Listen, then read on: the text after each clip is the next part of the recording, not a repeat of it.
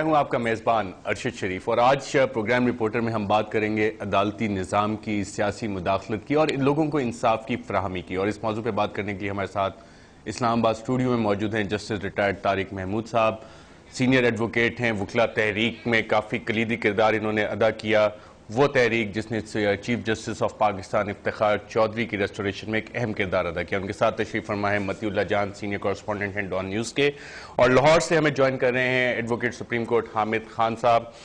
आप तीनों का प्रोग्राम रिपोर्टर में शिरकत का शुक्रिया। नाज़रीन, इससे पहले कि हम गुफ्तगू का आगाज़ करें, हमारे नुमाइंदे अब्दुल शकूर हमारे साथ मौजूद हैं।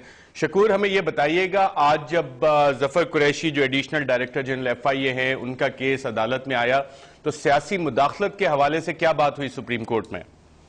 जी, आज चीफ जस्टिस इफ्तिखार मोहम्मद चौधरी की सरबराही में 3 रुकनी बेंच ने जब ये केस सुनना शुरू किया तो अटॉर्नी जनरल ने हिदायत के मुताबिक अदालत की वहाँ पर वो नोटिफिकेशन पेश किया जिसके ज़रिए ज़फ़र अहमद कुरैशी को मुअत्तल किया गया था, जबकि उनके जो सबॉर्डिनेट्स थे इस केस में उनकी माविनत कर रहे थे तहकीकात करने के लिए, उन चारों का तबादला भी कर दिया गया था बहुत दूर दराज इलाकों के अंदर।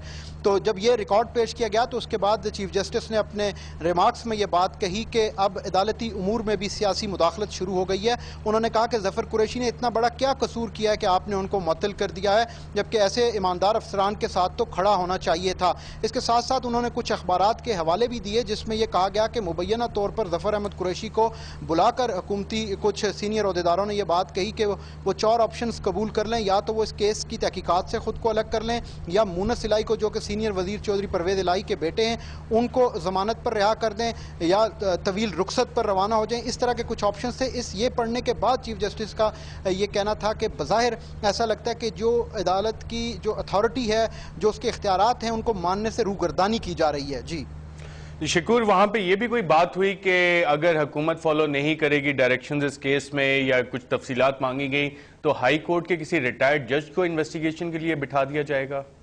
जी बिल्कुल अरशद, चीफ जस्टिस का ये कहना था कि ये जो ज़फ़र कुरैशी का मामला है इसको खुद देखें। उन्होंने अटॉर्नी जनरल को कहा और इसको सॉर्ट आउट करें कि ये क्या वजह है, क्या सियासी मुहर्रिकात ही हैं इसके पीछे, जो भी है उसको ख़त्म किया जाए। दूसरे लफ्ज़ों में हम ये कह सकते हैं कि उन्होंने किसी हद तक ये कहा कि इस मामले को हल किया जाए, उनकी मुअत्तली खुद वापस की जाए, वरना उन्होंने कहा कि इसके मुहर्रिकात, इसके पीछे जो मुहर्रिकात हैं जो सियासी हो सकते हैं जो भी है, उसकी तहकीकात के लिए एक रिटायर्ड जज को मुकर्रर किया जाएगा। इस पर अटॉर्नी जनरल ने उनसे जो है इस्तदा की कि उन्हें मोहलत चाहिए ताकि मजाज अथॉरिटी से वो हिदायत ले सकें, जिसके बाद अदालत ने इस मुकदमे की समाअत 13 जुलाई तक मुलतवी कर दी है। शकूर खान, बहुत बहुत शुक्रिया। मतुल्ला जान, आपने शकूर खान को सुना, सियासी मुदाखलत का जिक्र उन्होंने किया, efforts to undermine the authority of this court, जो ऑर्डर आया उसमें भी चीज़ें, और ये भी मेंशन किया गया कि अगर हुकूमत ये चीज़ें सारी नहीं करती तो एक हाई कोर्ट के रिटायर्ड जज को लगा दिया जाएगा। क्यों करना पड़ा ये सुप्रीम कोर्ट को? हाई कोर्ट के रिटायर्ड जज का हवाला तो शायद इस हद तक है कि किन मुहर्रिकात और किन वजूहात की बिना पर यह तबादले किए गए या उनको मुअत्तल किया गया।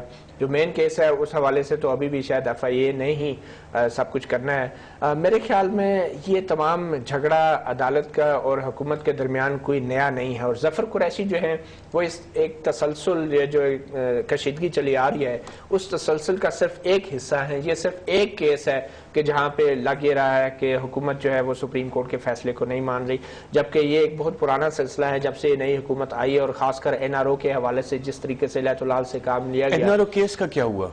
NRO केस में सुप्रीम कोर्ट ने खुद भी कुछ लचक दिखाई है, और सदर जरदारी के हवाले से जो खत लिखने का कहा गया था स्विस हुकाम को, उस हवाले से सुप्रीम कोर्ट ने कहा है कि बेशक अमल दरामद ना किया जाए क्योंकि हुकूमत ने एक नजरसानी की दरख्वास्त दायर कर रखी थी। तो उस हद तक तो NRO पे सुप्रीम कोर्ट ने भी लचक दिखाई, मगर वो भी एक ऐसी सूरत हाल में जब वाज़ेह तौर पर हुकूमत ने इनकार कर दिया था कि वो खत लिखने के हवाले से कोई कदम नहीं उठाएंगे। तो जहाँ तक कशीदगी का ताल्लुक है, ये इसलिए हो रही है कि हमारी जो सियासी जमातें हैं, हमारी जो पाकिस्तान पीपल्स पार्टी जमात हैं और जो हिज़्ब इख्तिलाफ की जमातें हैं, उनके अंदर से, पार्लियामेंट के अंदर से इन फैसलों के ऊपर कोई रद्द-ए-अमल नहीं आता, और लोग और सिविल सोसाइटी भी इन फैसलों के ऊपर रिएक्ट नहीं करते, जिसकी वजह से अदालतों को वो वैक्यूम जो है वो खिलाफ करना पड़ रहा है ताकि करप्शन के हवाले से इन्वेस्टिगेशन जो है वो सही सिमत में रह सके। और इस खिलाफ को पुर करने के चक्कर में एक इंप्रेशन जो जरूर मिलता है कि अदालत भी जो है वो सियासी मामलात और हुकूमत के कामों में मुदाखलत कर रही है। तो दोनों तरफ से ये इल्जाम है, महज ये नहीं है कि हुकूमत अदालती मामलात में मुदाखलत कर रही है। लगता यह है कि कई मामलों में जजों को मजबूरी की हालत में ऐसे ऐसे छोटे छोटे तबादले डिलीवर नहीं करेगा। जस्टिस तारिक महमूद साहब से पूछते हैं, तो अदालत ने तो इंटरवीन करना है, वो लास्ट रिजॉर्ट है, लोगों के लिए एक आखिरी उम्मीद होती है इंसाफ की, उसके उसी लिए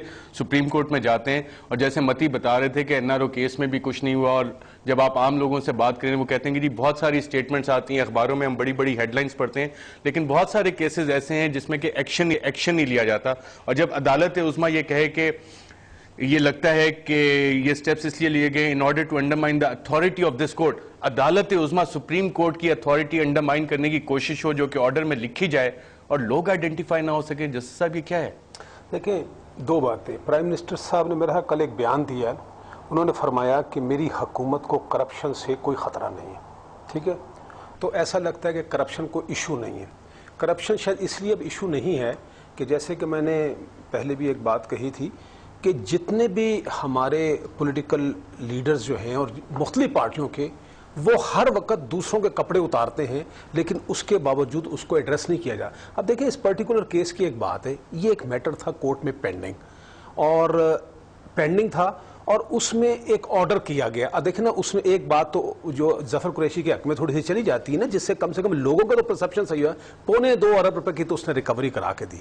फिर इस मामले में 4-5 अरब रुपए शायद स्टेटेडली अलेजली और भी इन्वॉल्व है। और दूसरी बात यह है कि इसमें कोई एक्यूज जो है मुल्क से बाहर भी है। अब बड़ी सीधी सी बात है कि अगर चले पहले जो कुछ भी हुकूमत ने किया, चलो उनका इख्तियार था, हम उस कंट्रोवर्सी में नहीं जाते, मैं बेनिफिट डाउट भी देता हूं, एक ऑर्डर किया 2 दिन पहले कि इस जफर कुरैशी को बहाल कर दिया। अब मान लीजिए कि अगर उसके बाद उसने कोई मिसकंडक्ट किया भी था, तो मेरा ख्याल है कि जस्टिस तारिक महमूद साहब, सवाल मेरा यहाँ पे कि अगर अदालत खुद ये कहे कि एफर्ट्स या इस तरह की कोशिशें हैं कि अदालत उज़्मा की अथॉरिटी को अंडरमाइन करने के एफर्ट्स हैं, इस पे कोई एक्शन नहीं होना चाहिए? सिर्फ ये ऑर्डर में लिख देना काफी है? नहीं, देखिए ना, होता है, देखिए ना, देखिए कानून में एक बात की जरूरत है। मिसाल के तौर पर एक बात उन्होंने कह दी कि ये हमने एक ऑर्डर किया, आपने उसको मजाक बना दिया। उन्होंने कह रहे हैं कि उज़्मा के ऑर्डर को मजाक बना देना, देखिए ना, मजाक वाली बात होगी। नहीं, देखिए आगे भी चल, देखिए ना, गुजारिश है इस वक्त हर एक को थोड़ा सा जिम्मेदारी के साथ तो बहरहाल काम करना है। एक चांस है कि भाई आप इसको खुद सोच लें, और पता नहीं मैं इस मामले में क्यों इतना मैं इस बात में खुशफहमी हूं। मुझे यकीन है कि ये अगर इन पर सेंस प्रवेल करेगी, ये ऑर्डर को वापस ले लेंगे, क्योंकि एक छोटे से मामले को एक ईगो का मसला बना के इदारों को नहीं टकराना चाहिए। देखिए ना, जस्टिस तारिक महमूद साहब, इदारों को टकराना चाहिए या नहीं टकराना चाहिए, इंसाफ होना चाहिए और होता हुआ नजर आना चाहिए, उसके कॉन्सिक्वेंसेस चाहे जो मर्जी हो। देखिए ना, ऐसे कॉन्सिक्वेंस ना हो कि बिल्कुल सारा सिस्टम ही तबाह बर्बाद हो। इंसाफ नहीं होना चाहिए। नहीं, इंसाफ जरूर हो। देखिए ना, इंसाफ के साहब शायद ये कह रहे हैं कि सजाद अली शाह वाली देखिए ना, ऐसा ना करे, ऐसा ना करे। अदालत को खौफ में ऑपरेट करना चाहिए। खौफ की बात नहीं। देखिए ना, गुजारिश ये है कि जस्टिस साहब, हम तो ये भी सुनते थे, लेट जस्टिस बी डन दो हेवंस में फॉल, ये भी हमारे जजेस थे, इसी सुप्रीम कोर्ट के जजेस थे। इसका जवाब ही दे। ये भी एक प्रिंसिपल है जो आपने फरमाया, बट साइमल्टेनियसली और भी कुछ प्रिंसिपल है। अगर मिसाल के तौर पर अगर एक बात देखी जाए, देखिए अभी तक वो फैसला नहीं हुआ ना, एक टाइम ही दिया है ना, सेंस प्रवेल करेगी और यकीनन उन पर करनी चाहिए। भाई अगर नहीं होगी तो कल को कम से कम देखे ना, इनको तो कोई एक्यूज नहीं करे। मेरा ख्याल है कि उन्होंने जो कुछ किया ये अच्छी बात की। अगर उनको एक मुसीबत पड़ी हुई, हालांकि मिसाल के तौर पर देखें, यहां पर तो ऐसे ऐसे लोग 2-2 सालों में जेलों में सड़ रहे, उनको चालान पेश नहीं होता। मुनी सलाई का तो देखो जी, अब एयर कंडीशन घर में बैठे हुए हैं, 10 के 10 गवाह हो गए हैं, तो कौन सी क़यामत टूटी हुई थी? ये इन पार्टियों को इस बात पे सोचना चाहिए, क्योंकि देखिए ये अपने आप को अगर इस तरीके से डिस्क्रेडिट करेंगे, ये सिर्फ साहब, एक मैं दोबारा आपकी तरफ आता हूं। हामिद खान साहब, लोग सड़कों पे निकले, डंडे खाए, आंसू गैस खाई, लोगों ने आपके पीछे चलते रहे इस उम्मीद पे कि लोगों को इंसाफ मिलेगा और इंसाफ होता हुआ नजर आएगा। और जब अदालत उज़्मा ये कहती है कि एफर्ट्स इस तरह के हुए जिससे लगता है कि इस अदालत की अथॉरिटी को अंडरमाइन किया गया, तो सिर्फ इतना सा बयान काफी है? मैं समझता हूं कि बहुत अफसोसनाक बात है और सुप्रीम कोर्ट को इवेंचुअली बहुत सख्त एक्शन लेना पड़ेगा, क्योंकि ये जानबूझ के सुप्रीम कोर्ट के साथ एक टकराव की शक्ल बनाने की कोशिश कर रहे हैं। ये मुसलसल पिछले 2 साल से जो हम देख रहे हैं कि मौजूदा हुकूमत हर तरह से सुप्रीम कोर्ट के फैसलों को फ्रस्ट्रेट करने की कोशिश कर रही है। सुप्रीम कोर्ट के जो अहम फैसले जिनमें के बड़े आदमी या बड़े सियासतदान या उनके रिश्तेदारों का मामला आता है, वहाँ पर ये सुप्रीम कोर्ट के फैसलों पर अमल दरामद नहीं करते। तो ये ऐसी सूरत हाल है जिसको किसी तौर पर भी हम बर्दाश्त नहीं कर सकते और हमारी मूवमेंट का मकासद फेल हो जाते हैं अगर सुप्रीम कोर्ट अपनी रिट जो है वो इन्फोर्स ना करा सकी या अदालतें अपनी रिट इन्फोर्स ना करा सकी। इसलिए मेरे नज़दीक ये बहुत अहम मामला है, बल्कि एक वाइटल स्टेज आ गई है जहां सुप्रीम कोर्ट को शायद बहुत सख्त कदम उठाना पड़े ताकि ये जो खान साहब तसलसल है इसको ये हमारी अदालत ये कब कहेगी कि एनफ इज एनफ, क्योंकि जैसे आपने जिक्र किया कि पिछले 2-2.5 साल की जो हिस्ट्री है हाई प्रोफाइल केसेस की, और जैसे आपने खुद कहा कि उसमें इंसाफ होता हुआ नजर नहीं आता, फाइनल एक्शन जो है उस पर वो किसी कंक्लूजन पे पहुंचता हुआ नजर नहीं आता है। एनफ इज एनफ कब होगा इस अदालत के लिए? मेरे ख्याल में वो स्टेज आ गई है। मैं तो समझता हूँ अब वो स्टेज आ गई है। अब इससे आगे क्या और होना कि इससे बड़ी सुप्रीम कोर्ट की अथॉरिटी अंडरमाइन कैसे हो सकती है कि एक दिन पहले सुप्रीम कोर्ट ऑर्डर दे के एक शख्स को बहाल करती है और कहती है कि यही तफ्तीश करेगा और उससे तीसरे दिन उसको सस्पेंड कर दिया जाता है। सारे पिछले 3.5 साल की इनकी हुकूमत में करप्ट से करप्ट ब्यूरोक्रेट पर तो कोई गिरफ्त नहीं हुई, और जो ऐसा ब्यूरोक्रेट है जो अपनी कोशिश कर रहा है अपनी ड्यूटी कानून के मुताबिक अदा करने की, पहला उसके खिलाफ केस बनाया गया है मिसकॉन्डक्ट का। आप देखें तो सही हो क्या रहा है, किस तरह से अदालत के अहकामात का तमस्खुर उड़ाया जा रहा है। मैं समझता हूँ एनफ इज एनफ।